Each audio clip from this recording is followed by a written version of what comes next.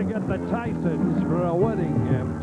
It's Late Night with David Letterman. Tonight, Teri Garr, comedian Jerry Seinfeld, and author, crime reporter Edna Buchanan. Plus, Paul Schaefer and the world's most dangerous band. And now, he hates to admit it, but it's the plastic cheekbones that make him lovable.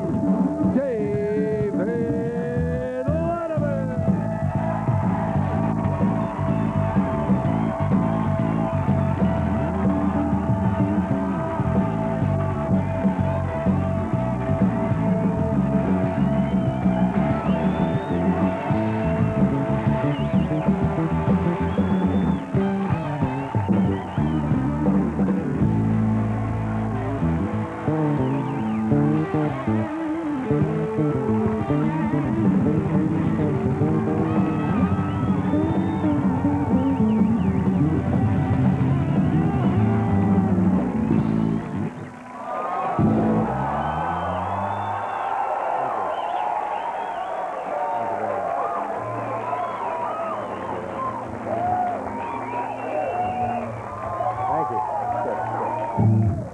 Thank you. Oh, geez, the hair is beginning to go again.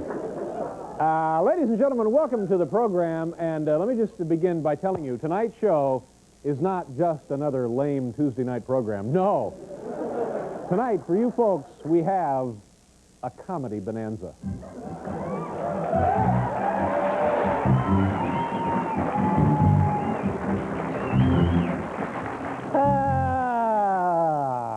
How are you folks? Good? Good. Is this show even going to be on the air tonight? Well, don't they have the big New Hampshire primaries today? Let me check with our producer. Will it be on the air tonight, Morty, or not? We're going to be on the air. Will we be delayed a little bit? How long will we be delayed? Well, why don't we just wait? We'll just wait then if we're going to be delayed. Why should we bust our ass if we're going to be delayed?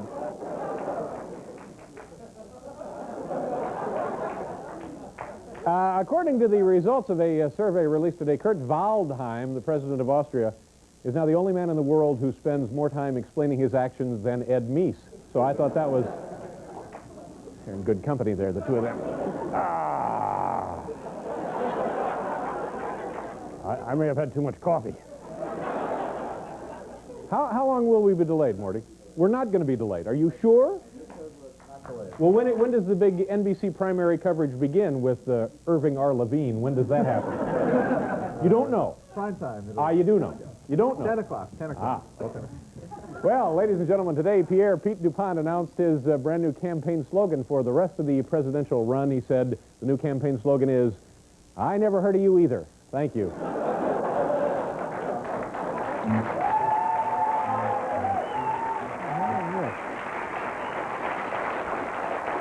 See, if I seem a little less enthusiastic than I ought to be, I just have a feeling we're not on the air tonight. No, we are. Are you sure you can swear Positive. that we will be on the air? We are on If I go home tonight and tune on my own TV, I'll be able to see this on the air? And it won't be delayed. It won't be delayed. Well, I'll be watching Ozzie and Harriet anyway. Oh, gosh. The Winter Olympics are underway in Calgary, Canada. You must be awfully proud, eh, Paul? Thrilled about it, yes. Thrilled to have the Paul Olympics being, of in course, Canada. Canadian, but Yes, sir, I am. Canada's hosting the Winter Olympics. Very thrilled about it. Thank you so much. Why are they're applauding because it's you, I guess, or because you're Canadian? Because they're applauding the fact that Canada is playing host to the Winter Olympics this year. We're all very, very thrilled about Well, anyway, the Olympics are underway in Calgary, Canada, and they are represented. The 57 nations are represented there, which is 3 less than are represented by New York City cab drivers. So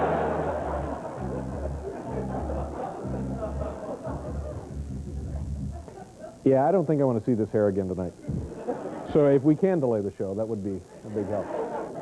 Oh, my gosh, look at the show we've got. Rusty, the cue card boy, has it right here for us. It's Teri Garr is here, Jerry Seinfeld, and Edna Buchanan. Oh, sure.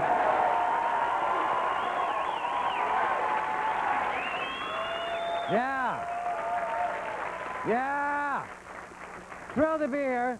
Very quick joke. There's a new doll, the Jewish mother doll. Yes? Pull a string. It says, again with the string. Ah. Cute. Very joke cute. I heard over the weekend. What did you? How was your weekend? It was good. Yeah. I worked and stuff. How was yours? It was a horrible weekend. What I had a happened? horrible weekend. Well, you know, we're in the midst. It's finally broken, but we had these one awful winter storm right on top of another one. And Thursday we had one. I drive home in a big storm. Friday we have one. I drive home in a big storm. Saturday, I get up, I take my car out of the driveway, and it gets stuck, and then I take it to the hardware store, and I'm stuck in the parking lot there at the hardware store for 2 hours. And it's like I'm a display for the kids and the family to come and look at. I didn't realize that the Germans built those cars to be operated in the tropics. Who had any idea that was the purpose of that one? And then Sunday, of course, I fell off the roof, but I'm all right now. You fell off, excuse me, sir? No, it's all right. Okay. You fell off the roof? And also, I ate an entire cherry pie by myself. Thank you very much.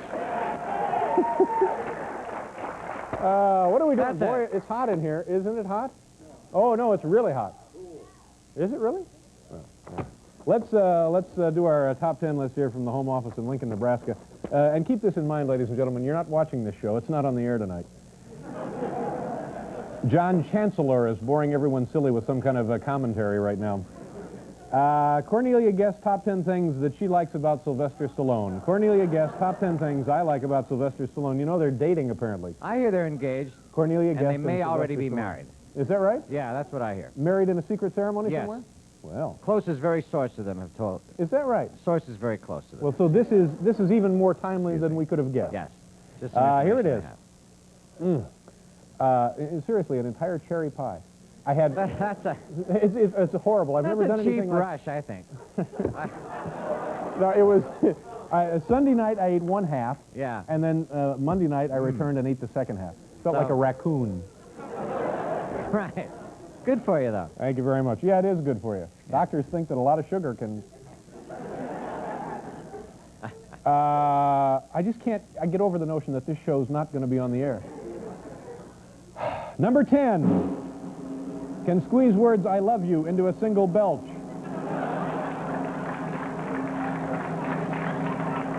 Number 9, I can feel free to quote in original Latin and Greek. And number 8, he's so cute when he tries to pronounce debutante. Number 7, easy to remember the endings to his movies. Number 6, the way his eyes lit up when I explained to him how Nestle's Quick works.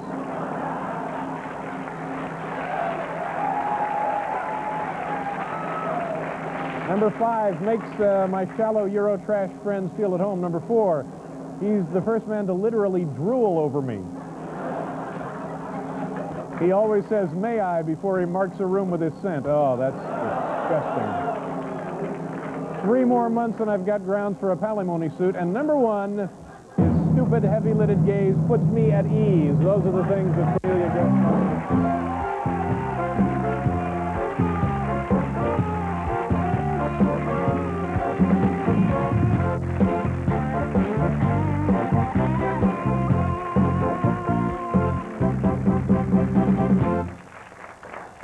Thank you very much. Hal Gurney, our director, is back. He was ill over the weekend. Hal, how you feeling?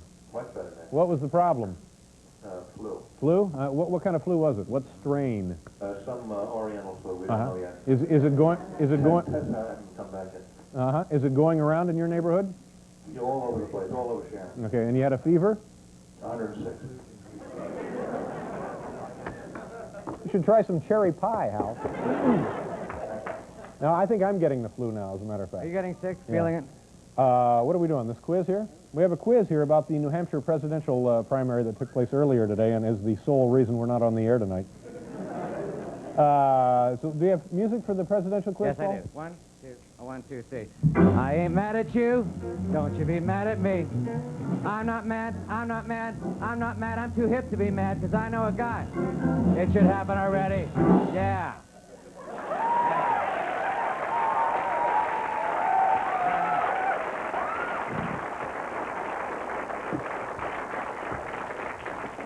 Question number 1. Many Americans were surprised when Alexander Haig dropped out of the campaign because A, it's still so early in the race, B, he seemed to be building support, C, they didn't realize he was in the campaign.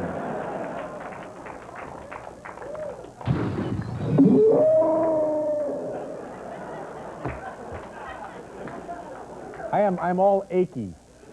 I'm getting the flu. I think it's just the backlash from the cherry pie. You think so? Getting to you, the sugar. That's awful, isn't it? The guy's 40 years old, at home alone, eating a pie by himself. It sounds like something you read in the Enquirer, doesn't it? I think it's so sad. We feel terrible enough. I enjoyed it, though. Number 2, Dukakis maintained the lead in New Hampshire because A, it's his home territory, B, people are impressed by his fiscal policies, C, at a recent rally he chugged a gallon of maple syrup.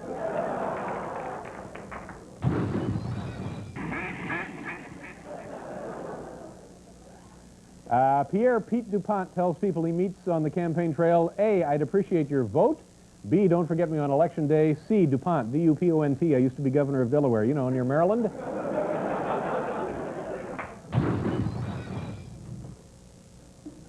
Your lady. Number 4, most New Hampshire voters found it hard to believe that A, Pat Robertson has had conversations with God. B, Pete DuPont has had conversations with the ghost of Lincoln. C, George Bush has had conversations with President Reagan.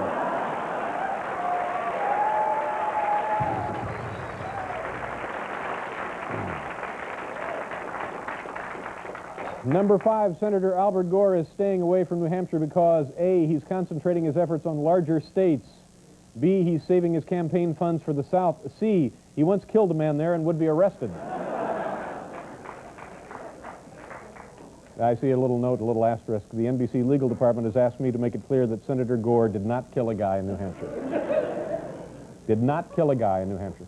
I know his wife, Tipper, however, did hold up a liquor store. There's a bait, like liquor and bait store. Went in there with a gun. She was... Tipper Gore? Tipper Gore, yeah. Shot a guy in the foot.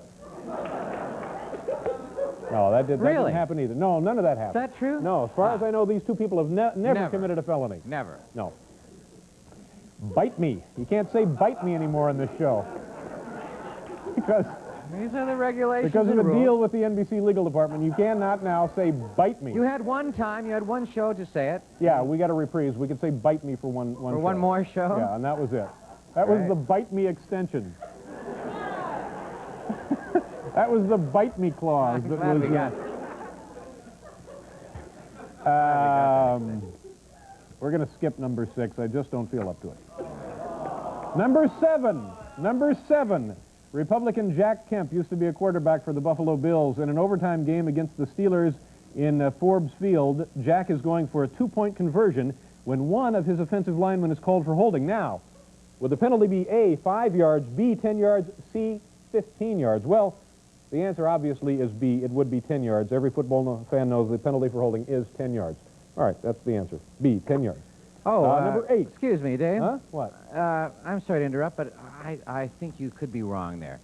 See, Jack Kemp played for the Bills from 62 to 69, and right. Back then the penalty for holding was 15 yards. It wasn't really changed to 10 yards until 1978, so the correct answer would be C, 15 yards. Oh, I see what you're saying. That's an interesting point, but, Paul, I think we can assume that this is a hypothetical situation, and therefore it would be set in the present time, and the penalty for holding would be 10 yards. Now, our next question, number... Dave, wait a minute. Yes, how could it be set in the present time if the Steelers are playing in Forbes Field? Because they moved from Forbes Field to Three Rivers in 71, 7 years before the rule change. I think Paul's right. Yeah, but... Wait a minute. On the other hand, in the 60s, the Bills were in the AFL and the Steelers were in the NFL, so they really couldn't have played each other until at least 1970 when the two leagues merged, and then I believe the Steelers went into the newly formed AFC. Yeah, I think that Dave is right, you know, and another thing, the question said it was an overtime game, and since overtime wasn't instituted until 1974, that shows that we're dealing in a more recent context. Right, yeah. But, dig it, it also said he was going for a 2-point conversion, which you could only do in the old AFL. Yeah. The 2-point conversion was phased out in the 1970 merger. Right, okay, but listen to this. Think about this. Now, but wait a minute. Here's the key to this. Why would the Bills be going for a 2-point conversion in an overtime game? In an overtime, it's sudden death, and if they scored the touchdown, they would have won the contest. That proves that it's only a hypothetical situation. Well, you know, I don't think we're really going to solve this by debating. How about putting it up for a vote? You mean let the audience vote? Yeah. Let the majority decide. Okay, so So if you think the penalty for holding is 10 yards, applaud. If you think the penalty for holding is 15 yards, applaud. I guess the public has spoken. Doesn't make The any public difference. has obviously spoken, but I guess I feel bad because we don't have time for your little political quiz. And it's too bad because I was really looking forward to learning about the democratic process. Uh-huh. Well, you know, Paul, call me silly, but I think we've learned a lot more about democracy from this little debate right here than we could have learned from 1,000 political quizzes. What do you think, folks?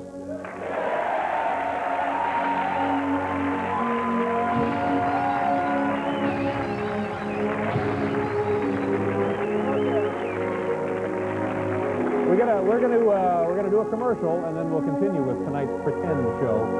Teri Garr is here, Jerry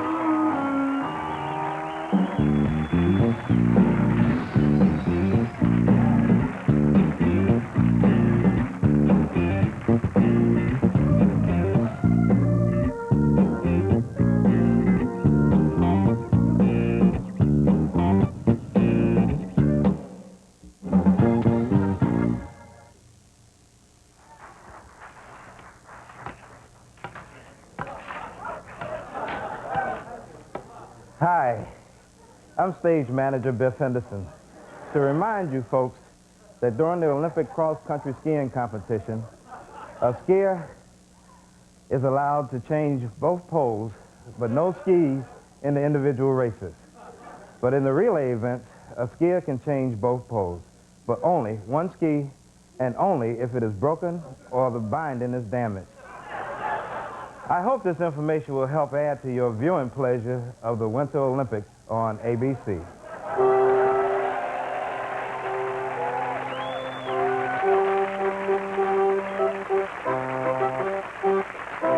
You all right? I'm fine. You all right? Yeah, I'll be all Get right. some oxygen.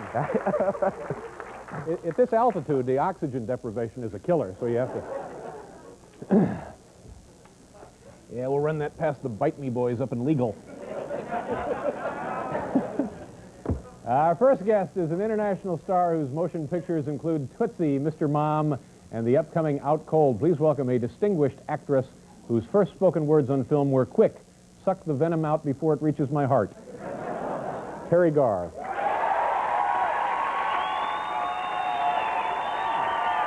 It's terribly nice to see you. Come on over here. Don't start. What?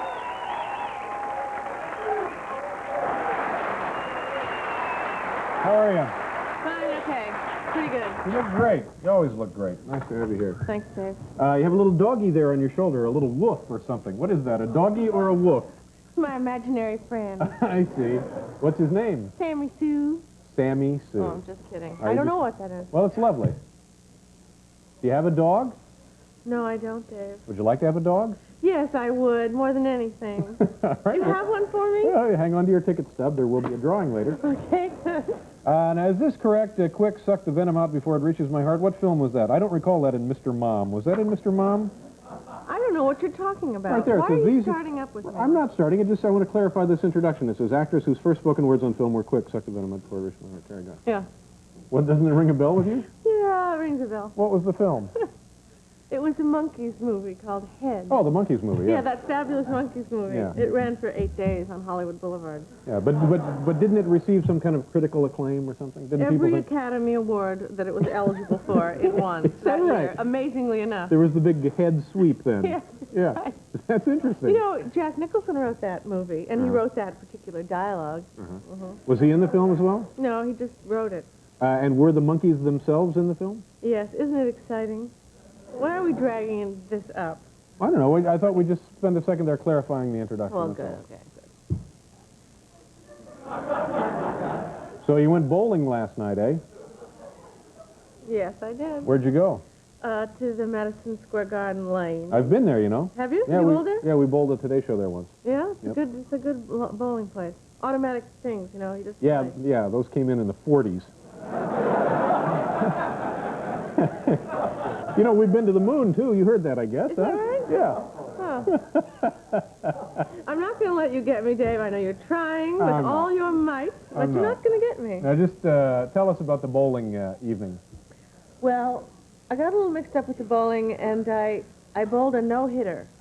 Now, I think you're supposed to do that in baseball, right? Baseball, no-hitter would be a very good game Well, of you baseball. see, I hit no pins the Yeah. entire sets of whatever they're called. Frames. Frames. So you bowled, 10 frames of bowling and did not knock down a pin? No. Oh, so you just made that up. I hit a couple pins. Now, why were you bowling? It was a benefit for theater here, the second stage theater. And who else was there? Star Pack? Yes, very, very star-packed. Betty Ford was there. That's not true. Betty Ford was not. Well, why did you say she was there then? Well, because I don't know. It just came off the top of my head. That's the kind of person I am. So who was there? None of your damn business, Dave. I didn't come here to talk about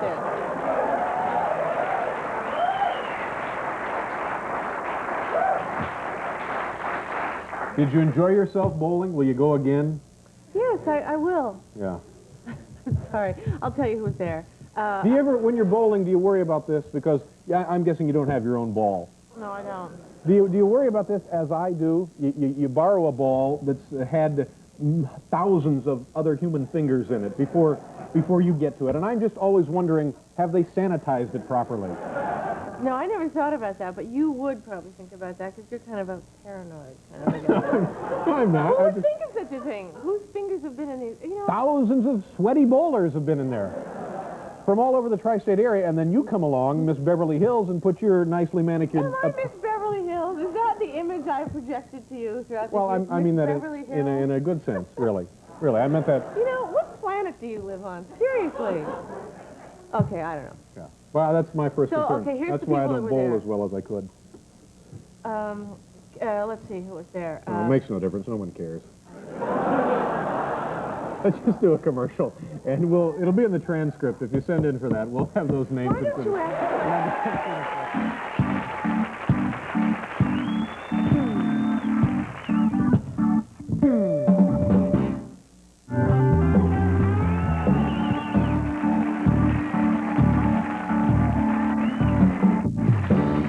All right, Teri Garr is here, Jerry Seinfeld is here, and Edna Buchanan. Pretty good show, don't you think? Pretty damn good. So now, are we finished with the bowling and on to other things? Yes, please. All right. What about the New Hampshire primaries? Any thoughts there? Well, by the time the show is on, it'll be over with, right? Yeah, this show's not getting on the air, is my prediction. My personal feeling about this show. Well, that's a relief then, isn't it? Yeah. I personally am going for the Bush-Noriega ticket. You know, the wrong man and the strong man. Wrong man and the strong man. There's a couple of supporters. Yeah. But I really personally think that, I just wish that not Jerry, oh, no, I forgot. Oh, yeah, Pat Riley. I wish that he would run for president. Coach of the Lakers. Don't you think he's great looking, and he sort of looks like he knows what he's doing, he looks good in a suit, he has his hair slicked back? I'd vote for him. I bet a lot of people would. Yeah. Don't kid yourself. Just on the basis of his coaching experience and his looks? Yeah. What else is there? I mean, you want to listen to that rhetoric and then vote for them? Just have a guy, watch him coach basketball, see how he looks in a suit, and then vote for him. I'd be just as satisfied, if not more. I see I have a few supporters on here. I think that's how Herbert Hoover got in. He was a great basketball coach. Had a terrific record. Yeah. Jimmy Carter, too, I think. He never coached a game in his life. Well, not basketball. Now, you're in New York here, and I understand my people tell me Yes, your minions. Yes. that you're moving again. It seems like every time you turn around, you're moving. I know, Now, it are you seems like- moving permanently to New York City, or are you just moving in No, New York I'm moving City? within the city. I'm moving from one apartment to another apartment. From which neighborhood to which neighborhood? From the Greenwich Village area to the Upper West Side. And why are you moving? What? Because now I'm much richer, and I can live in a bigger, better apartment than I could 12 years ago. Well, let's be honest, you know? You've had that apartment downtown for 12 years? Yeah. I said that like I've been there. Did you notice that? Yeah, I did know that. I was also... He hasn't been there. Don't kid yourself. I'm also in town, and I'm going to bring this up. I was looping a movie that I was in, because I come on the show and never get to loop any... I never get to loop. Oh. I never get to plug any movies that I'm in. So I was looping this movie that I did with Gene Hackman. There, I said it. called Full Moon and Blue Water that you should really go see when it comes out in October. What's it about? Never mind. Oh, it's about, Is it going to be a good movie? yeah. What do you play in the film? I believe it or not, I play a cocktail waitress. I You, know you it's played one of abstract. those in the Downtown movie, didn't you? Yeah, What was the name of that one? After Hours. After Hours, yeah, the One of your Downtown. favorite movies. Did you see it? Yeah, I did see it. That's a big follow. I just can never remember. I love the that. movie. Yeah, it was fun. And What then kind of movies have you been in, Dave? I've not been. Well, I don't belong on the big screen. You know, I don't I belong just read on a the script small the other day screen. that would be great for you. Yeah. It's called Three Babies and a Man. Uh-huh. It's about these three babies that find this man that can't take care of himself, and they sort of instinctively, it's the all-time yuppie movie, and you'd be great for the leading guy. What do you say, Dave? Fine. Send it over. How about, there's a lot of baby movies out there. Yeah, there are. How about Feeble Attraction? How about that one? Or The Last Whimperer. No, this one, Full And Metal Get Diaper. ready here. Full Metal Diaper. Full Metal Diaper. Sorry. Yeah. You're just cutting me off. Well, here. Well, thank you very much. That's a picture of Madonna. And what are you off to now? What do you have planned for the rest of the week? The evening? I'm Oh, no, going over to wait the a minute. broadcast, No, hold it. No. We're going over to the broadcast what? the Broadcast Museum For what? to see a friend of mine give a lecture. Who's your friend? Marshall Efron. You know? Yes, I've never met him. I've heard of him. Yeah, well, The writer. yeah. Yeah. What's the lecture? It's about broadcast and stuff. I don't know. Let's see. Now, wait a minute. This movie, Out Yeah, Cold. yeah. Now, what's that one? That's with John Lithgow and Randy Quaid, where I murder my husband and then I blame it on his partner. Yeah. Is that a good one? Yeah, that's pretty funny. So you've been working a lot. Back to back, Dave, back to back. And in between, I come in and do your show and move. And I've been very busy. We got interns if you need help. We can have them come down and box and stuff and rap. You mean young doctors? No, not young doctors. Oh, The 14th floor is crawling with young doctors. how bizarre. Are we done here? Wow, look, you look great there in that. Did you see that? No, God. What's the matter? Fat. No. You see, I'm fat. I'm starting to get fat. I am becoming Merv Griffin.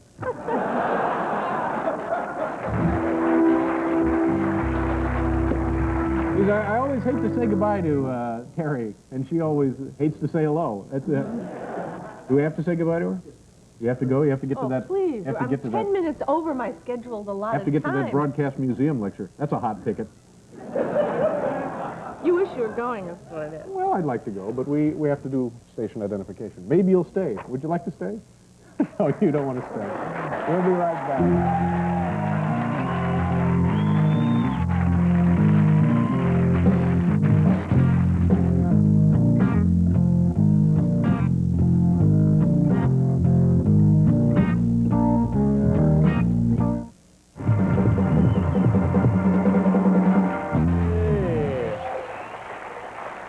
Pretty nice. Thank you very much. Very nice. Green onions. In this half hour, Jerry Seinfeld will be out here. In fact, in just a minute or two. And from the Miami Herald, Edna Buchanan, crime reporter, will be joining us tomorrow on the program. Also, we were going to call, there's a racehorse running in Florida named after the show, and not doing well. We were going to call, but we ran out of time. So we'll do that another night. Circle your TV guides, won't you? Actor Bruno Kirby will be here tomorrow. He's currently appearing in Good Morning Vietnam. You know, Paul, when you work on a show for a long time, you work with people and you don't realize interesting facts about their lives. And I learned something over the weekend that I thought was pretty interesting. There's a woman on this staff who's engaged to a jockey. I didn't realize that. Who is that? I can't tell you. Someone on our staff is engaged with Yeah, and I didn't know that. But isn't that fascinating? I had no idea either. Anyway, actor Bruno Kirby. Interesting. Huh? It's interesting. Oh, yeah. Would I have brought it up if it weren't interesting? I guess not. No, we're in the middle of a big show here. Yes, we are. Do I want to grind it to a halt with minutia like that? Not no. unless it's very, very... I know. Bruno Kirby will be here tomorrow. And also the discount magician Kmar. Ah.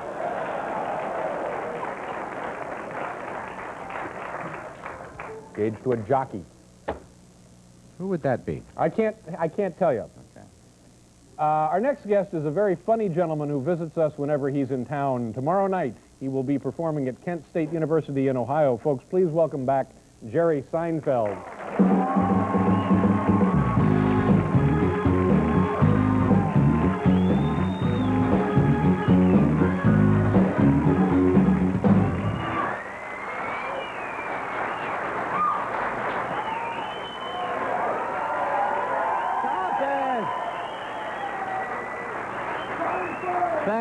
Thank you. Thank you.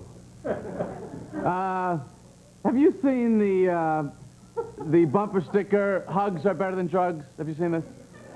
Hugs, folks, are better than drugs. This is going to work. This is going to penetrate the psyche of the strung-out crack junkie. I think we're onto something here. Just see them lying in that rat-infested basement. Should we shoot up? How about a nice big hug? I don't know what to do. Death, affection, I could literally go either way. So, I'm into the Olympics. Are you watching the Olympics? Yeah. The killer thing, you watch the Olympics, that silver medal. Don't you hate to see somebody win that silver? Because, you know, think about it. You win the gold, you feel, hey, I got the gold. You win the bronze, you feel, at least I got something. But you win the silver, what does the silver mean? Silver is like, congratulations, you almost won. You know, of all the losers, you came in first of that group. You know, the rest of your life, you go, oh, silver, congratulations. Did you lose by a lot or a little? Did you trip? Did you not hear the gun go off? What happened exactly? You know, just leave me alone. I ran as fast as I could. Now, I'm reading a thing about Billy Kidd, the skier. 76 won the silver medal, lost by 14 1/100ths of a second. And he had it like right there, you know. He knew that he lost by that amount of time. Now, just think of his life now. Every time that period of time goes by, he thinks, there, that's all it was. It was just, and then there.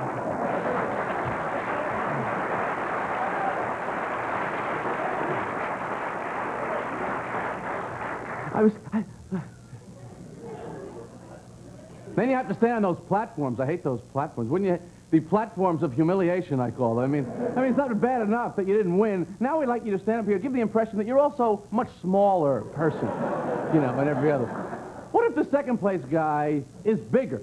So much bigger that he's still bigger than the first place guy. Do they go up to him? Could you crouch down a little because the other guy actually won? You just get down here.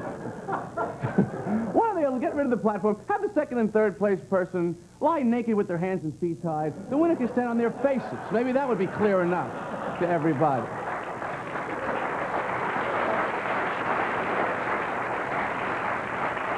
Better than golf on TV. What is that about? Watching guys walk around outside? I mean, they say life is too short. I think the fact that there's golf on TV proves life is way too long. You know what I mean? If we have that kind of free time. I mean, you watch it, always walking. Honey, come in, you're just going to go past the tree. Oh, you missed it. The guy went past the tree. The tree was coming up at the last second. He went right around it. The man's an athlete. What about that golf cameraman? This guy has talent, okay? This guy is the most talented guy. The golf cameraman that follows the ball in the sky. One guy gets this job. They hit a little white ball, a million miles an hour. He goes, I got it. Why bother? Aim the camera at the sky, aim it at the ground, take a ball out of your pocket, throw it down. Who's going to know where the hell it's going? Thank you very much.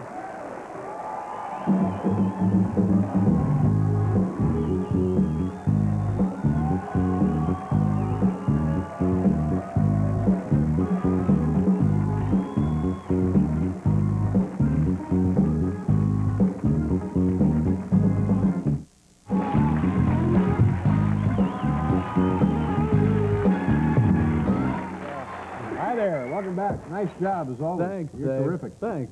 So you actually are enjoying the Olympics? Well, I watched hockey last night. Pretty exciting. Yeah. Jim McKay.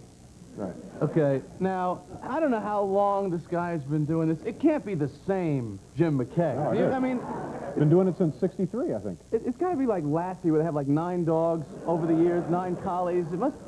No one's ever seen his legs. The whole thing is just weird, you know. He's like the Dick Clark of sports, this guy. He just keeps going and going. Yeah, don't you like Jim, though? I like him, but it makes me, I mean, I was 2 when he was, you know. Yeah. It just seems weird that it's the same guy all the time. We should last that long. All right. Yeah. Now, the event I'm looking forward to, of course, is the biathlon. You know the biathlon? That's where you shoot and ski? Skiing and shooting a gun. Yeah, right. Now, how many alpine snipers are really supporting this sport or following this? What, you ski, you shoot a gun?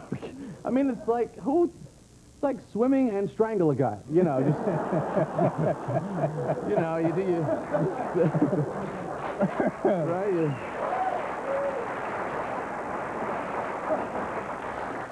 Kick, turn, swim back, throttle another guy. But I don't know. It's fun, though, isn't it? Yeah, sure. Anything. Sports. Yeah. I love sports on TV. Anything on TV. Except, you know, professional wrestling, which is, of course, neither. You know. Neither a sport or fun? Or professional or wrestling. Oh, I see. I see. Yeah. So, I don't know. Whatever, that's it. We done? No, let's keep going. No, we got to go. We're out of time here. Oh, I'm terribly sorry. You're going to be, where's the thing? I forgot the thing. I'm going to be at Governor's. I'm going to be at the Paradise in Boston. Great. Monday. Nice to see you. Well, thank you. Thanks for coming back, Garr. We'll be right back.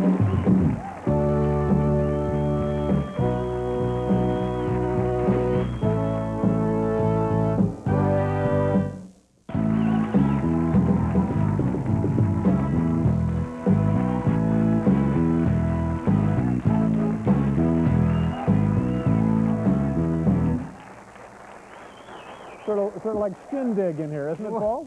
It's getting like shindig bit, now, yeah. yeah. In her last 16 years as a crime reporter for the Miami Herald, our next guest has covered more than 5,000 murders. She has written this book entitled The Corpse Had a Familiar Face. Folks, please welcome Edna Buchanan. Oh, Edna. Hi. Pleasure to meet you. Thank you very much for being here. What is that? What does your necklace say? What is it? It says I love Miami. Oh, I love Miami. I thought it said I love murder.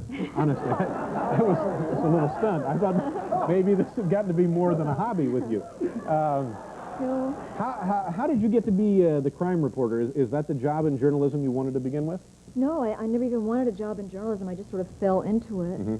And I covered other things, and I was on the criminal court beat, which was a gold mine for a reporter. You get to cover the judges and the lawyers and the crooks and the cops and, you know, the good guys and the bad guys. They're all interchangeable. And when I got off that beat, now you say that you throw that away, but do you believe that truthfully? Oh, sure. Really? Sure, because, you know, we've got judges getting indicted, cops getting indicted, lawyers. You know, sometimes they get into more trouble than their clients. Mm-hmm. So. And from there you went into, your specialty now is murder cases, I understand. Is that? Yeah, I cover a lot of murders. Yeah. Do you find that repellent after a while? Not really, because you feel an obligation. You don't want these victims to become statistics. It's very dehumanizing. You want to tell their stories. You want to give them a good send-off. You want people to know what happened to them. Uh-huh. You know, they all counted. It's important. Yeah. What can without, I guess, it's impossible not to be a little graphic when you're talking about a lot of crime-related murders. But do you have some that stick out as being, you know, really bizarre? Well, there are a lot of bizarre cases in Miami. One that comes to mind would be, it was a naked man walking down the street. Oh, see, now I don't know, that's right there. Well, he was walking down the street in a residential neighborhood at dawn, and he was carrying the severed head of a woman. And when the first young patrolman came up to ask him what he was doing, he threw the head at the police officer. It was his girlfriend. Oh, no. Now, see, right there, I don't know. Do you... But how... but, I mean, that's really... And this is going to sound stupid, but that's really unpleasant. Yeah. But you want to know what happened, why he did it, what went wrong. Mm-hmm. No. Now, do you find yourself getting excited when you hear about something like this? Do you think, oh boy, here's something I can really go to work on? No, you just want to find out all you can about it, because on this beat you learn more about people than any other newspaper job. You know, it's the nitty-gritty, what makes people tick. You know, It's got everything: greed, sex, violence, comedy, and tragedy. Yeah. And so the guy was nude, huh? Yep. She was still wearing her oh, T-shirt. no. I don't want to hear anymore. I'm sorry. It's very difficult. I'm only being silly because it makes me a little uncomfortable to discuss this. And I'm guessing you feel the same way, don't you? Sure. Imagine how the cops felt. Yeah, that would be it. Actually tossed right at the... He was only a rookie. Yeah. What about Miami and southern Florida? I guess all of Florida and is full of a lot of senior citizens. Do you ever cover crimes related to them? Yeah, and it's fun because there's a lot of romance. You know, passions run high in Miami Beach. Mm-hmm. There was one case, there was this 81-year-old man who had an unblemished record, and he was jilted by his sweetheart. And he went back. How old was she? She was 68. She threw him over for a younger man. How old was the younger man? And he was in his 70s. He would take her to the dog track. Yeah. And so she jilted her older lover, and he came back, and he threw a Molotov cocktail through her kitchen window. And, you know, it burned the carpet a little bit. She stamped out the flames. It didn't do much damage, but she told me and the police that she knew at once who the culprit was because he had left a telltale clue. And the Molotov cocktail was fashioned in a prune juice bottle. And it was his brand. His brand of prune juice. But now that's kind of cute because no one got hurt. Now, did anybody do time there? You know, what can you do with an 81-year-old man who has no prior record? It was a serious crime. So the judge sentenced him to Boston to live with his married son. He just wasn't allowed to come back to Miami. Now, in all of the cases that you write about, and I guess you follow them sometimes on a daily basis, huh? Sure. Do you ever help solve any of these cases? Oh, yeah, there have been a number of cases solved because of stories that we had in the newspaper. Yeah. You know, rapists caught, hit-and-run cars found, Well, people arrested. That probably makes you feel, it must be very gratifying. Yeah, because, you know, 500,000 people will see it, and their eyes and ears, you know, are out there. You know, maybe half a dozen cops are on the case. They may not be too interested. They may be preoccupied with other things. So when you've got 500,000 people out there who know what the suspect looks like because they read it in the newspaper, you have a lot more chance of catching the bad guy. And you also, in covering these stories, you like to have a really strong, I guess they're called leads or opening sentence or opening paragraph. Right, you really grab the reader and carry Yeah, what the kind of story. thing would people see from a column of yours? Well, there was a story about a man named Garr Robinson. He was an ex-convict who was really obnoxious, and he walked into a fried chicken restaurant one night, drunk and boisterous and nasty, and he pushed his way in front of 7 customers that were waiting online.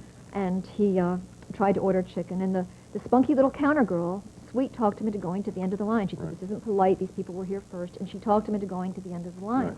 So he did, and when he got up to the counter, she had just sold the last piece of chicken. And he was infuriated, and he punched her so hard that her ears rang, and the security guard shot him. So in my story the next day... Shot him dead? Yeah. Yeah. Wow. Yep. And my lead on the story the next day was Garr Robinson died hungry. Do you sleep all right at night, or does this stuff just... Sure. You never feel kind of like, ooh, I need to get just away from this horrible aspect of life? No, because the job can be a joy. You can change things. You can change the laws. You can make things better. Sometimes you're the best friend the victim can have. You can get them donations of blood or vital organs or money, and you can win them justice. So there is a good side to this as well. All right, we have to do a commercial here, and then we'll go. Tomorrow night on the program, folks, Bruno Kirby and Kmart. We'll see you then. Thank you, everybody. Bye-bye.